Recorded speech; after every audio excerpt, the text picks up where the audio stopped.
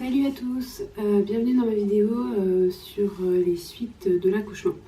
Donc aujourd'hui on va voir ce qui peut se passer après votre accouchement, sachant que je ne vais pas pouvoir parler de tout puisque je connais pas tout, notamment la césarienne j'en parlerai pas, et puis les forceps et la ventouse non plus, puisque j'y ai pas eu recours, donc voilà, je peux pas trop en parler.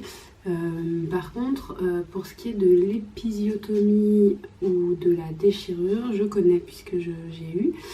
Donc j'ai eu pour mon premier une épisiotomie avec 6 points de suture et pour mon deuxième une petite déchirure uniquement cutanée avec un seul point de suture. Donc du coup, 2 expériences différentes. Je pense que c'est pas le fait que ce soit une épisio ou une déchirure, hein, la suite sera un peu similaire.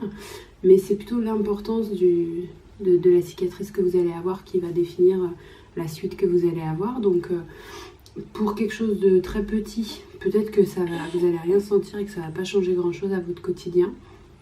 Moi c'était le cas pour la petite déchirure, ça n'a pas changé grand chose. Voilà, quelques heures après l'accouchement, je pouvais m'asseoir en tailleur, j'avais vraiment pas de douleur. Par contre, pour mon épisio, du coup à mon premier bébé, je sais que j'avais été assez surprise que finalement cette cicatrice soit aussi gênante. Donc c'était gênant pour tout ce qui allait vers la position d'accroupissement. Voilà, donc du coup c'est assez fréquent quoi, puisque dès qu'on essaye un petit peu de s'asseoir, c'est la position qu'on prend.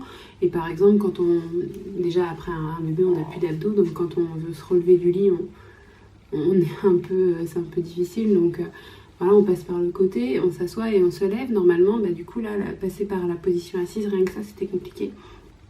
Puis voilà, du coup, s'asseoir sur une chaise, s'asseoir en voiture, s'asseoir sur des toilettes, tout ça, c'était très désagréable. Donc voilà, sachez-le, peut-être que vous aurez une gêne. Ça avait duré à peu près 15 jours, cette gêne.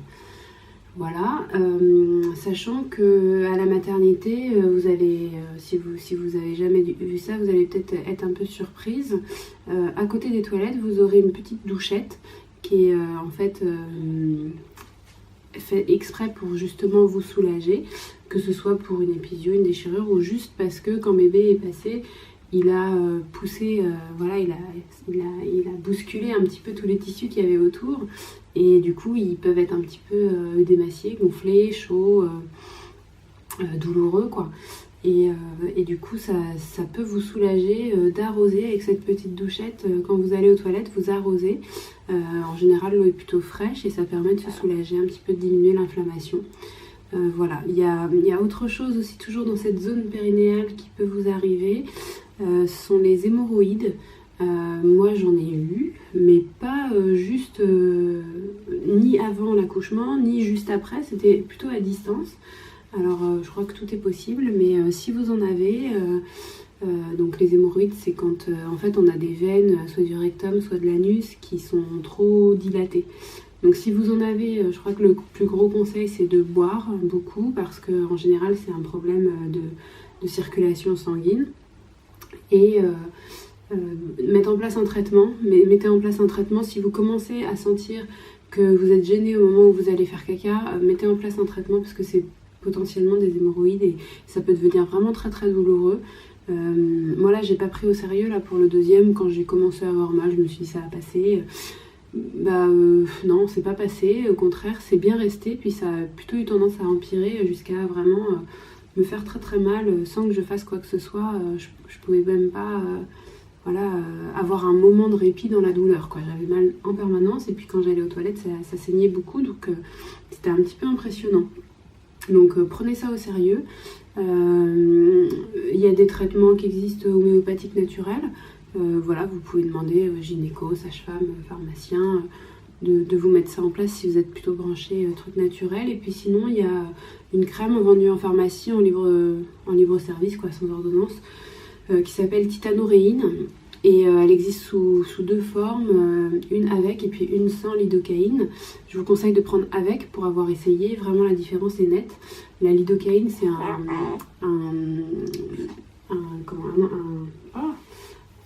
je ne trouve plus, enfin en tout cas je trouve plus mon mot. Un anesthésique local, je crois que c'est ça, c'est un anesthésique local, enfin en tout cas, oui ça doit être ça. Enfin en tout cas ça vous, voilà, ça vous soulage, ça vous fait diminuer la douleur vraiment très très rapidement. Je crois que c'est un anesthésique local. Du coup, prenez avec parce que ça sera plus efficace. Vous sentirez plus vite soulagé. Titanoréine, ça existe aussi sous forme de suppositoire. Mais du coup je trouve que c'est pas du tout adapté parce que déjà mettre un suppositoire c'est pas forcément évident pour tout le monde et puis quand on a des hémorroïdes franchement voilà c'est une zone qui est suffisamment sensible pour qu'on teste pas trop ce genre de truc. Pour les hémorroïdes je disais donc il faut essayer de faciliter la circulation. Qu'est-ce qui se passe? Des petits rêves. Il faut essayer de faciliter la circulation, donc il faut continuer à porter ses bas de contention tant qu'on a des hémorroïdes, ses bas, ses chaussettes, ses collants de contention, peu importe ce que vous avez choisi de mettre. Il faut continuer à les mettre parce que ça sera toujours ça pour aider un petit peu à la circulation de retour. Et justement les contentions, je le savais pas pour mon premier, mais il faut continuer à les mettre après votre accouchement. Voilà, dans les jours, dans les semaines qui suivent, à voir en fonction de vous, votre circulation, à quel moment elle se remet en marche. C'est assez facile à voir puisque en gros il suffit d'observer si vous enlevez vos bas, est-ce que votre jambe gonfle ou pas, si vous mettez une chaussette normale, est-ce qu'elle fait une trace sur votre jambe ou pas. Voilà, donc essayez de garder vos bas de contention. Pour mon premier, j'ai eu la surprise au bout de 2 jours de voir mes mollets avoir doublé de volume et du coup je me suis dit qu'est-ce qui se passe et je croyais que j'avais un problème spécifique quoi. En fait c'était juste normal, c'était juste que j'avais enlevé mes bas, je le savais pas. Pour ceux qui en ont jamais porté, sachez que les bas de contention ça a une partie un peu agrippante. Voilà, les bas c'est ceux qui montent jusqu'à la cuisse et les chaussettes ceux qui s'arrêtent au mollet. Les bas, du coup, moi je les supporte pas parce que cette partie agrippante, je trouve qu'elle est un peu irritante pour la peau. Donc ceux qui n'en ont jamais porté, essayez d'une paire avant d'en acheter plein. Et si ça vous va pas, bah, rabattez-vous comme j'ai fait moi sur les chaussettes de contention qui sont assez faciles à supporter. Enfin voilà, parce que moi j'ai eu mes grossesses en hiver, donc je supportais bien les bas. Si vous êtes en été, là, je sais pas, c'est à voir. Effectivement, vous aurez peut-être hyper chaud avec ça. Donc à voir, discutez-en en fonction de, voilà, de votre circulation, de comment vous les tolérez. Discutez-en avec la personne qui vous suit, quoi. Mais voilà, je voulais vous préciser qu'il était important de les garder, de ne pas les enlever directement après l'accouchement. Il y a autre chose qu'il faut savoir, qui peut paraître hyper évident, mais c'est con, moi je ne le savais pas. Pour mon premier, j'ai été assez surprise de découvrir que suite à mon accouchement, on me proposait à la maternité de mettre des protections énormes. Donc déjà, on en met 2-3 dans notre slip, des trucs énormes, rectangulaires, assez épais et pas autocollants. Donc ça ressemble à une protection périodique, mais en beaucoup plus moche. Et en gros, on t'en met plein dans le slip et on te dit, voilà, il faut que tu gardes ça parce que tu vas perdre beaucoup de sang. Donc que tu perdes beaucoup de sang, voilà, dans l'heure qui suit, le jour qui suit, ok. Mais en fait, ce que je savais pas, c'est que ça dure vraiment plus... Enfin, ça peut durer en tout cas vraiment plusieurs jours. Puisque pour mon premier enfant, j'ai perdu vraiment beaucoup de sang pendant les 15 premiers jours. Ça s'est tassé la 3e semaine. Mais ça coulait au début vraiment beaucoup. Et c'est tout à fait normal. Mais je n'y étais pas préparée, j'avais même pas acheté de protection. Donc les protections que vous avez habituellement pour vos règles, ça va pas suffire. Il faut investir un peu. Là, il faut acheter des trucs XXL. Moi, j'ai pris là cette fois-ci de la marque Tena. J'étais assez contente. C'est quelque chose d'assez épais, qui épouse la forme du corps. Et puis qui n'a pas les... Il y a des substances dans les protections, des fois un peu chimiques, hein, pour limiter les odeurs. Et ça, je vous le déconseille parce que ça peut être un peu irritant pour justement quand on a une cicatrice. Donc prenez quelque chose d'assez naturel, qui a pas de substance en plus, et puis d'assez épais. Vraiment, n'hésitez pas à prendre le truc qui a le max de gouttes, éventuellement les protections nuit. Voilà, parce qu'il faut que ce soit hyper absorbant vu la quantité de liquide éventuel que vous allez perdre. Après, vous allez ajuster, hein, parce que peut-être que finalement vous ne perdrez pas tant que ça. Ça va dépendre du travail que votre utérus va devoir faire. Donc l'utérus, c'est vrai qu'avant l'accouchement, quand on a une contraction, on se dit oui, c'est normal. Voilà, ça commence, ça travaille, tout ça. après l'accouchement, en fait, votre utérus, il va continuer à se contracter. Alors ça, moi, je ne le savais pas non plus avant que ça m'arrive. En fait, quand il fait, c'est normal, l'utérus, il s'est distendu et puis maintenant, il va devoir revenir à sa forme initiale. Et il va le faire comment? En faisant des contractions, en fait.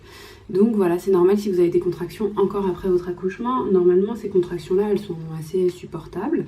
On dit qu'elles sont plus importantes pour un deuxième enfant que pour un premier.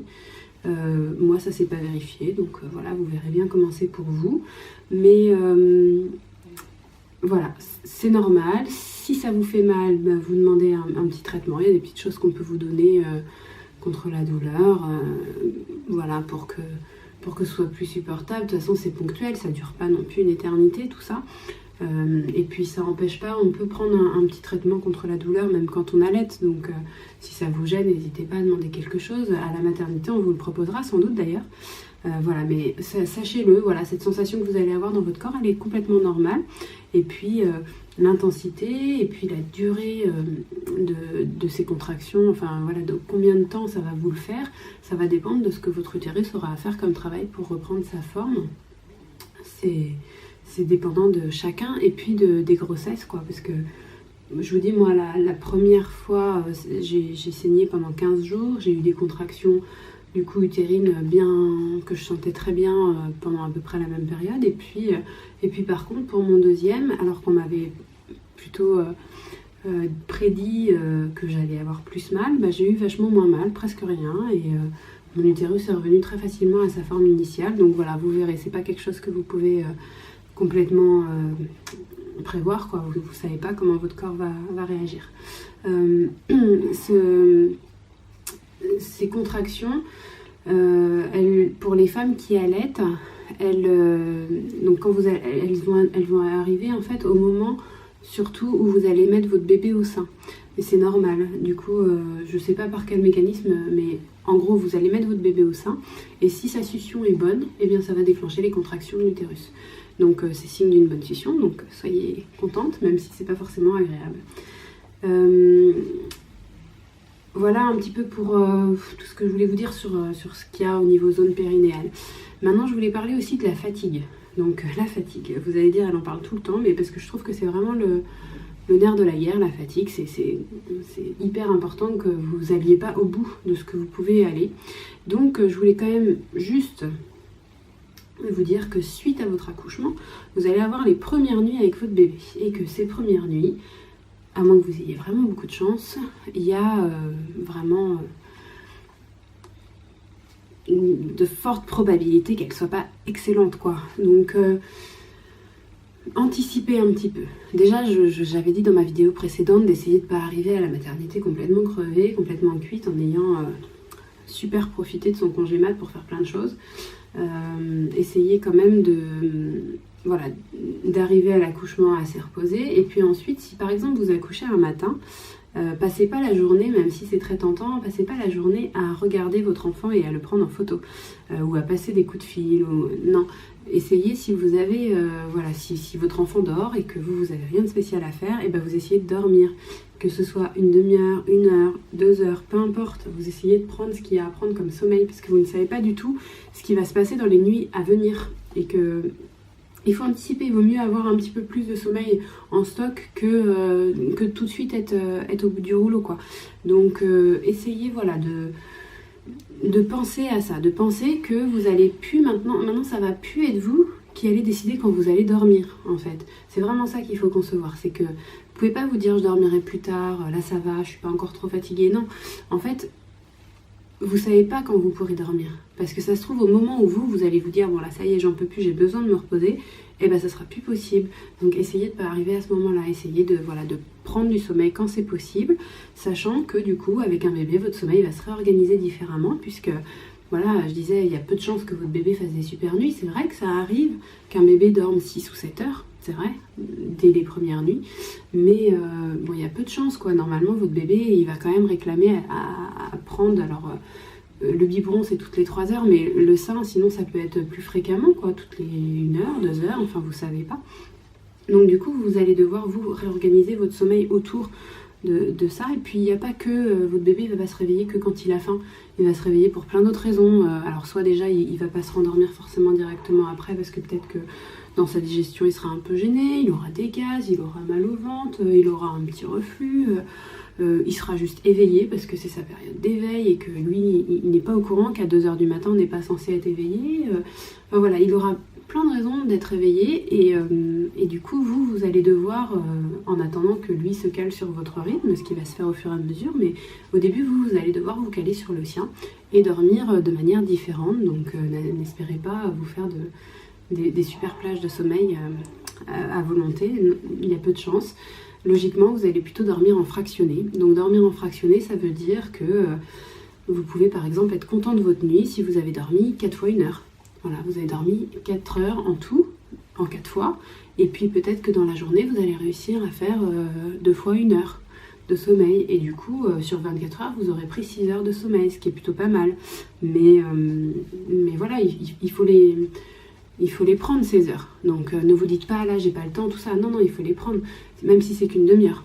Donc voilà, ça je tenais à vous le redire parce que je crois qu'on le conçoit que quand on le vit et c'est dommage parce que parfois c'est un peu trop tard quoi, on a perdu du temps. Par exemple, parfois au début les bébés sont très calmes et puis ça se gâte après. Et quand on voit son bébé très calme, on se dit oh il n'y a pas de souci, je me reposerai plus tard. Bah non, prenez vos précautions, reposez-vous dès que c'est possible. Voilà, vraiment. Dernier point que je voulais aborder dans cette vidéo, c'est la montée de lait. Donc vous le savez peut-être, en fait votre corps, bon lui il sait pas si vous allez allaiter ou pas, donc de toute façon il va le faire, il va vous faire arriver du lait dans les seins, en gros au 3e jour. Et puis ça peut être assez impressionnant parce que bon déjà souvent pendant la grossesse on a les seins qui ont un petit peu gonflé, donc celles qui ont des petites poitrines elles sont contentes, celles qui ont des plus grosses poitrines elles sont moins contentes, mais la montée de lait là pour le coup c'est l'explosion quoi, c'est vraiment les seins sont tendus, on voit les veines, c'est vraiment, on sent que le corps il s'est dit tiens là j'ai du boulot à faire et il a tout envoyé, tout ce qu'il pouvait, donc ça peut être assez impressionnant et il faut pas vous en faire, ça reste pas comme ça, le corps il envoie tout ce qu'il peut et puis après il s'ajuste aux besoins du bébé. Donc si le bébé n'a pas besoin de tout ce lait, au fur et à mesure il y en aura moins dans les seins dans les jours qui suivent, normalement ça s'ajuste, mais sur le coup quand il y a tout qui arrive comme ça on se dit oulala mais potentiellement ça peut gêner, oulala, mais comment je fais pour me soulager? Alors, au début, on fait rien, voilà, enfin, si on allait, en tout cas, on fait rien, on met bébé au sein, et puis, au fur et à mesure, c'est censé se réguler. Si on n'allait pas, bon, bah là, pour le coup, vous allez sans doute être bien encadré.